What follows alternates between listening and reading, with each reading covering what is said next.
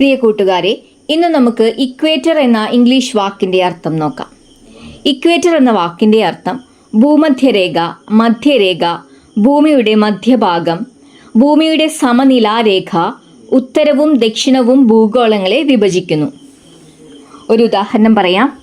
The equator divides the earth into northern and southern hemisphere. ഇതിൻ്റെ അർത്ഥം ഭൂമധ്യരേഖ ഭൂമിയെ വടക്കും തെക്കും അർദ്ധഗോളങ്ങളായി വിഭജിക്കുന്നു. മറ്റൊരു ഉദാഹരണം പറയാം.